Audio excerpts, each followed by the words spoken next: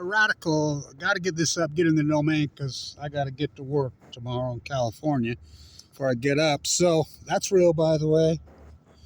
So the greatest team in the history of this school, I think. Now, of course, Sackowitz will probably call me and say, no, 68, 69, maybe. 99, maybe. I still say it's this team. So 30 years, 30 years, 30 years. So on the 18th, January, the school's going to honor them. Rightfully so. I still say it's the greatest team. My class. And the reason I want to talk about this, because I don't think a lot of people know this. In fact, I know they don't know this. That not only basketball mirrors the university, basketball metaphors matter, but my class, should have been the class of 95, but I was doing a triple major. I was doing biology, fine art, and finance. Try that with Clyde Cooley. The number one, you heard me, number one school in the United States. The number one school of business in the United States. I was a student professor there then. So I actually graduated in 96, but this was really my class, 95. So I don't think people know this. This was a private or public entity, a public school, beating Harvard, beating Wharton. Wasn't that the same years that Musk was at Wharton? Yeah. Wharton was our sister school, by the way. Wharton, Harvard, Princeton. Via the exit, the capitulation and the arc, the top of the heap to Weber State University was 1995-96, and I can prove this is not opinion. Now, so many of these players off this team, so many of these players that went to school here in multiple disciplines in that era have gone on to do incredible great things. I mean, just absolutely, including players off this team.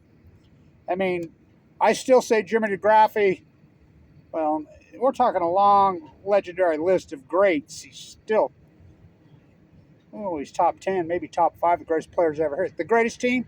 Now, hear me out. The great Ronna Baglin,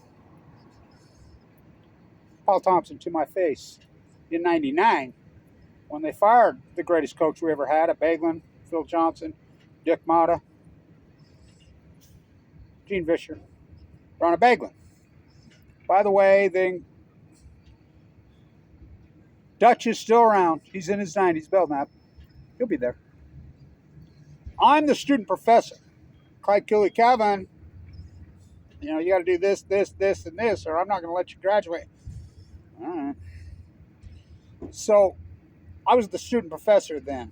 Some of these players were in our classes there, including Jimmy DeGraffy. This is a great story because it's really the thumbprint of what a person he is. How good was he? So he's local Utah. Of course, the great Ruben Nemhard. Lofton, our big, great center that Baglin had brought from Alaska. I mean, what players, what incredible, successful people. The several were in the school business then. So this is on Monday or Tuesday. Could be the hardest test on the university coming up. Here comes Jimmy D walking in to school, the school of business. I've got to take that test, but I'm the liaison with the professor too, in class test. He's standing right there.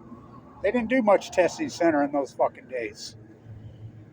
And he's standing there, and I'm like, fuck, man, what a heartbreaking fucking lie. Oh, boy.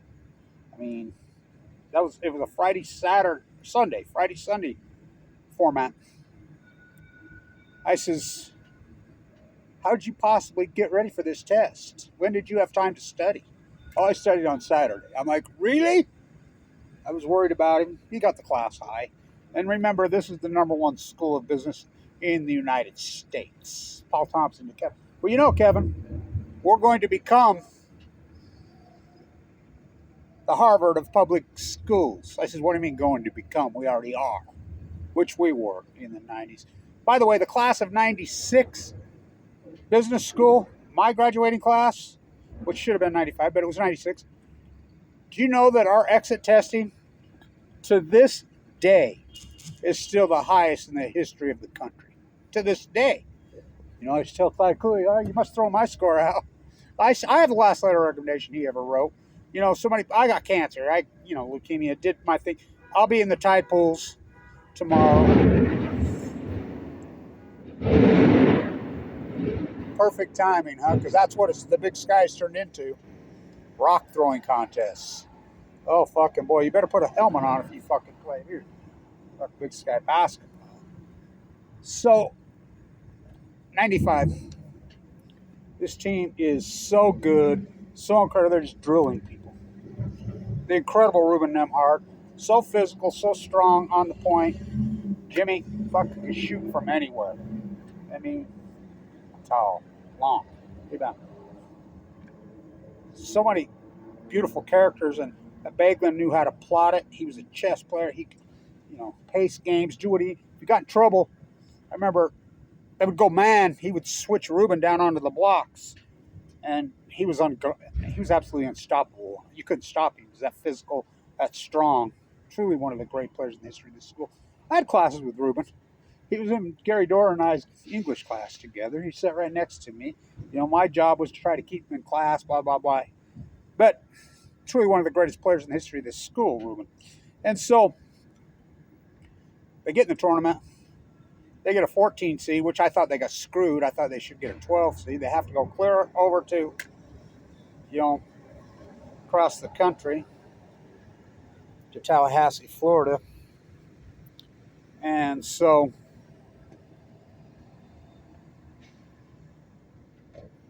they're playing. Now, here's the irony of this story. This is a great story.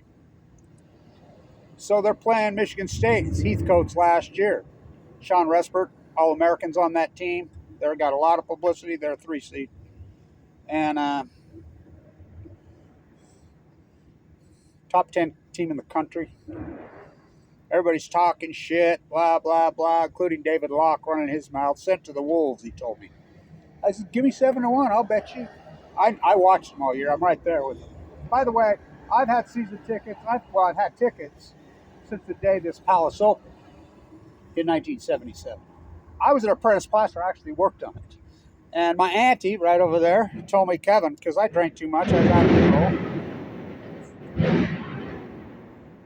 Loading rock, landscape rock, timing, the rock throwing contest that it's turned into in Big Sky basketball.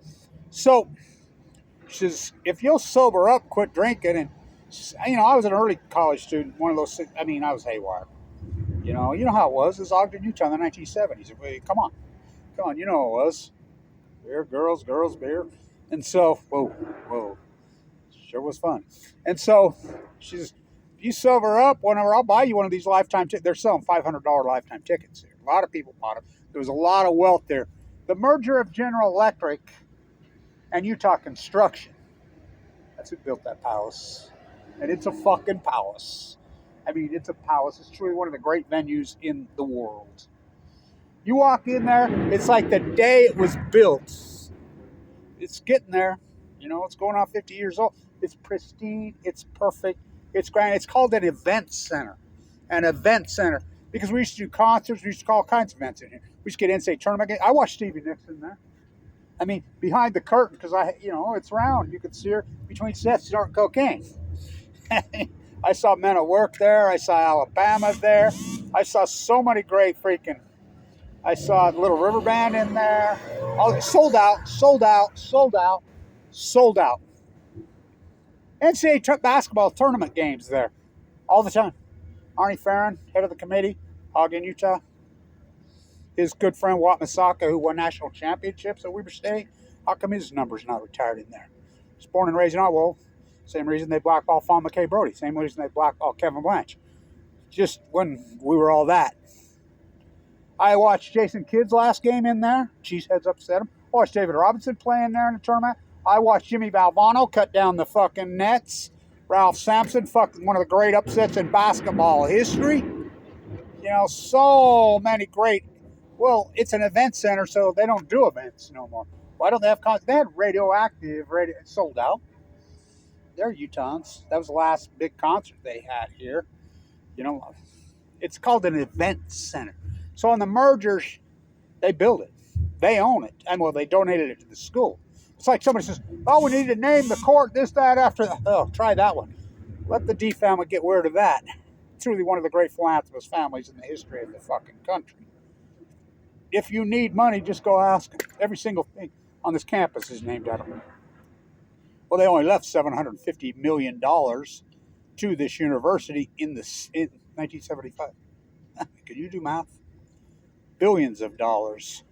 Kevin Blanch, the marine biologist in the desert of Utah. Well, I got leukemia. I've been around the world. I've done a lot of shit. It's like a lot of these great graduates in the 90s from Weber State. Here's what kills me. Number one school business in the country. All these marquee, dynamic people. And we have a problem with the athletic department. Well, don't even get me going coaching here. Why are not these people running the show?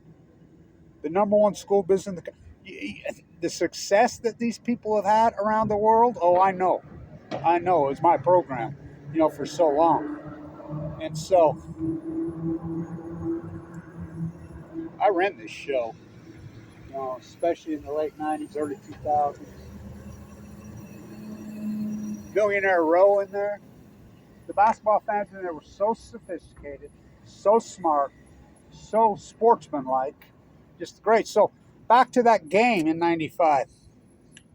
Jed Heathcote used to coach at Montana, right? The great rivalry. Montana, Weber State was going on forever. He upset Weber State in that great team in that double overtime game in the Swenson on his way out. I think Michael Ray Richardson was on that team. And so he goes off, so Weber State paid him back all those years later. David Lark, all those sent to the Wolves, there's no ice. Says, fuck it. They'll kill him. They started off slow, but fuck that second half. Jimmy DeGraff, and he went crazy. Like they always did. And the best halftime adjustment coach I've ever seen anywhere in my life was Ronald Baglin. What a coach. He had great assistants, too. And so, Joe Bass, who's last year here, the great, and Archie wasn't here yet, and the great Steve Klauke, who was killed tragically. I love Steve. He's one of my favorite people in history. By the way, Dylan Jones has rented a bus to take to Idaho State. It's called the DJ Express. I love Dylan Jones. I had open heart surgery again for the second time last year during the season. The only games I've ever really missed here. I schedule my work because I'm the marine biologist in California, up and down. I live here, and I'm connected to that hospital. Literally, I have AML leukemia, given 2 months to live in 2011. So I was in a bone marrow transplant center, dying of cancer in 2011, 2012. When I came out, the first place I went, I'm sucked up to nothing. I got my nurse with me, and we came here and watched the great Damian Lillard play in the Bracket Buster game. Remember they used to do bracket, but we got a home game against that great Arlington, Texas team. And I really believe it to be Lillard's best game. The place was full, nearly sold out, and they won. But then, of course, we know that heartbreaking fucking loss. So back to the 95 team. I missed games in 2 years ago. My heart all ripped to shreds. And I remember when I came back, I could barely walk. Dylan walks all the way to the court, up there thing. Kevin Klauke, first thing he did, come up. I'm listening to the games in the hospital. It did a lot for me. We'd like to wish Kevin Blanch. I did the play-by-play here for the radio station every time they got in trouble. By the way, I did the play-by-play in Damian Lillard's first alumni game. And Eddie Gill, who was on the 99 team, looks like he could play today. I gave him the MVP, but I'm like, damn it, go show out. Dropped a half quarter, first shot. But back to this 95 team. They drilled him in the second one. They beat the shit out of him. So they move on. It's a Sunday game. It's a Sunday morning game. Vern Lindquist on the call, calling them Weber State. They got Georgetown with a sophomore named Allen Iverson. Weber State shut Iverson down. It was kind of back and forth early, but late, Weber State really dominated the game. They dominated the game. They had them on the ropes the whole game, beating them. They got it won. They're running clock out. The game's really over, and it was down to the foul technique. And hadn't got to the double bonus yet, and they fouled Rubin. He missed the front end. Now, Joe Bass later said inside the locker room, he says, Rubin, that missed free throw just cost you a couple million. But, which is so true, but the game was still over. They're scrambling, inbounding. Young Iverson, they shut him down, launches a shot. It's got to be the worst shot of Allen Iverson's career. If it even touched the rim or drew rim, the game's over. But it's an air ball, misses the rim by that far, and just by luck, he's standing there. Like, game's over, and it's like gift from the gods. Hit him right in the hands, and he just put it back. It's one of the great fucking the capitulation to this incredible school, 90s. I don't think people realize this. That Weber State, with their student body of 9, 10, 11,000, number one nursing school in the country, number one finance and economics school in the fucking country, top-notch fucking marine biology fucking school, top-notch engineering fucking school. The last really great president we had at this university was Paul Thompson. Now, everybody pissed because he fired. I sat with him. I sat with Sakowitz at the 99 game against Florida after they had upset North Carolina. And, by the way, Sakowitz got up and walked completely out of the arena when Jackson was shooting those 3 free throws to win it. And he missed one there. Or they go to the Sweet 16, just like the 95 team, the Waters Curse. And Cortepay made that. I still can't believe that shot he made. Haslam was on that team, Miller was on that team. We go to overtime. We would get beat in overtime because of the missed free throw. 95-99, and it's been over since then. We haven't won a tournament game since.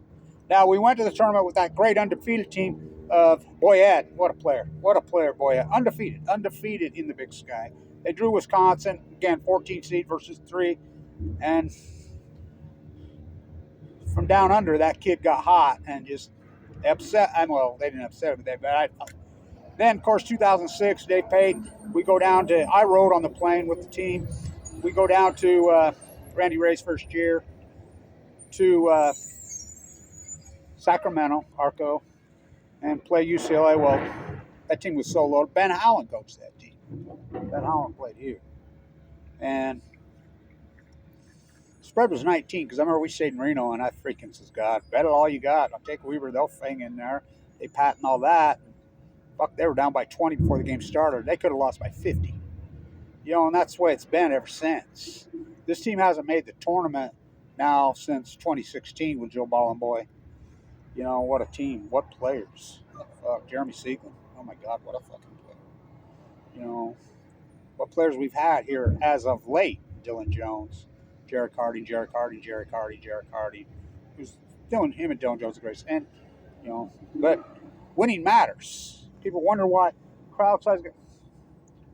People remember those days in 95 and 95. They remember the Weber State of 68, 69. They remember Gene Vischer's team with Bob Davis in the 70s. They remember these great fucking teams. This is Weber State, the gem of Utah basketball. I mean, they're frustrated. It's an event center. Now, why don't they have fucking events here? Got me. But this school's run by fucking derelicts and morons. You do know this, and I want this sword, Jimmy. I think he knows. I was talking to Carl Porter. He ran into me and he says, Kevin, come here. He's born and raised here. One of my old English professors in the 90s. And he says, Kevin, he's still here. So is Dr. Burroughs. Class of the Mohicans. And he's like, oh my God, I would have never known. Lee, isn't the school business under investigation by the FBI, just like you said? And they, I found one of your videos and found all those links in it. Oh, he's still on the payroll? I said, yeah. How do you go from the number one school business in the United States? You do know they're under investigation by the FBI for selling state secrets to China. Now, I fought him. When this in the late 90s and 2000s, I graduated, come back, I want the first MBA here. They announced the MBA in Clyde Cooley, the greatest finance professor ever, asked any of these guys about getting through a Clyde Cooley class. My program that year I started with, in fact, Mikado was in my class, international students from all over, Japanese, there to the Japanese Royal Phone, that's all, him and his sister. BA, there was 17 of us graduated. I think 300 something started. He was that vicious and he was that freaking, your time to shine, Mr. Blanch. Mr. Blanch, let me tell you something. You think you're going to slide through all three of these majors in my program? That's how much he'd dig into you. No. You make a choice. Remember Arthur Adelman. I'm like, well, they're going to make me make a choice. I'm going to have to go to finance. Oh, my God, how disgusting. A life of nothing but making money. He passed away not long. I've the last letter of nation Clyde Cooley ever wrote, but they go from first. We were first, and I wanted that first MBA, and I came back. So we had a contract. We couldn't get one, and we got one. The state legislature passed it, so it's going to be the class of 99-2000. So I'm calling the secretary every day because I'm in New York. I have my classroom business. I taught the derivative arb class in those days, hedging portfolios, finance, blah, blah, blah. We were a powerhouse that way. We placed tons of guys on Wall Street, placed all over the world. And they were all about integrity. They were all about ethics. Clyde Cooley was big time about ethics and integrity. I said, I want the first thing. I'd call the secretary. I thought, no, Kevin, there's no A's in front of you. So I want the first one. So I walk into the class, and Clyde Cooley's first class, and I walk in. It was his MBA program, international students from all over. And I walked in, and I'm like, where's Clyde? There's Kyle Matson, who I didn't know. Who's originally from Ogden. I guess a relative of Alma Harris's. Came from the University of Syracuse, Kentucky. I'm like, what the hell? And he said, you didn't hear? Hear what? 2 weeks ago, something attacked Clyde's brain right in the class. No. What's the odds? Lee with a little pony to the T. I used to joke about that. And I went crazy. So the state of Utah was trying to hijack our school and turn it into Splite. Now, you can look it up. The professor there that took over, Clyde, myself, and the program sent emails to state legislators all over, sent them out there from the Weber State Water School of Business. Do not go see the Dalai Lama when he's here. What? What the fuck? Look it up. I used to tell Lee all the time. Ask Dr. Chi. Dr. Chi resigned over this the same time that so many people did. Dr. Chi's like, what did Lee put in his tea? Dr. Cooley just, what's the odds? What's the odds? The greatest finance professor in the country drops that right when they want Chinese. And these same legislators in Utah that were all for outsourcing. There was an argument inside that school big time. I remember douchebag students who couldn't get through. I'd say, you know what, you need to move on. Get out of here. You're not cut out for this. Oh, they were all outsources, fucking job, because we were protectionists. We taught tariffs. We freaking, blanket tariffs, not the way Trump uses them a weapon. And, of course, remember Trump went to Wharton, well, supposedly. So did Musk. So, these same people that created the dynamic and stole our school of business are the same politicians now that are crying about China. We go from first, number one school business in the country to under investigation by the FBI. So, like I said, Russ flagged me down the other day, and he says, oh, my God, Blanch, you were right the whole time. Yeah, look what they did to me. And I told him, I says, well, what a feather in my cap, what they did to me. Why on critical condition? I just got out of critical condition for all these years. I got given 2 months to live with AML leukemia in 2011. Marine biologist in the high desert of Utah. So, he says, oh my God, I found one of your videos on those links. So we're going to honor him here. And this is the thing that blows my mind. How successful people that graduated from Weber State School of Business in the fucking 90s are all over the fucking world. Well, and the sciences over there, and the nursing school, and the engineering school, How come we're not hiring those people? You know, Jimmy DeGraff. Oh, you got no coaching. Oh, fuck, you don't. Not only one of the best basketball players I ever saw, one of the smartest people I ever fucking known. And so, the greatest team in the history of Weber State basketball, the capitulation. I do believe it. Well, maybe 99, but it surely was the 90s. Weber State, basketball metaphors matter. So, don't be blaming this arena for losing. Sure hate the fucking arena. The people that run it, not the arena, the people that oversee the school, how come we don't have? It's an event center. It's an event. The Purple Palace. And it's a fucking palace. And it's been sold out many, many times. It says event center. So that'll be the 18th. I'll be here. You think about it, the marine biologist in California working the tide pools, doing my work, tied to this hospital. I really schedule my work, try to, around moon cycles, around the basketball. You know how many games I've missed at home since the day this palace opened? Not many. I missed some because I was in the Bowmar Trials in 2011 and 2012. That year, I listened on the radio. Archie, I still love Carl Archie. The Great Dame, he called him. Clouky, my heart surgery over there, that'd be 2 years ago today. 2 years ago today. I had open heart surgery 2 years ago today. Fuck, I could barely walk. When I finally did come out, Dylan spotted me, walked all the way. We love that guy. Listen to the games on the radio. I'm in critical condition over there. I'm almost dead. Had to harvest an artery. I have a pacemaker. The only one that's ever been decent to me on this university since they run Paul Thompson off. And Paul Thompson's hands were tied. If you knew what I knew, there's no way Thompson could have left him here. It has more to do than the incident they didn't hear. No, his hands were tied with the NCAA. And he's the last great fucking university president we had here. Kevin, you do know that we're going to become the Ivy League of public schools. What do you mean, Paul? We are the Ivy League. Number one school business in the country.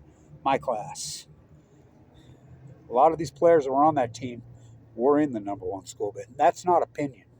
That's via the test scores. And so I'll be thrilled to see those guys. Hope Ruben comes. I don't know. But some great personalities on that team. Really great personalities on that team. What a great fucking team. What a great product. We can bring it back. We need a new athletic department. We need a new coaching staff. 19 years of this. We need to bring back this game time coach who, he wasn't a freak in practice. He wasn't an X and O's nightmare. Freaking a Beglin. He wasn't. The great Neil McCarthy, loved that guy. The great Phil Johnson, Dick Motta, but the greatest team in the history of the school. They'll be here the 18th. I'll be here on the front row. I'm always here on the front row. So, the class of 95. Stay tuned.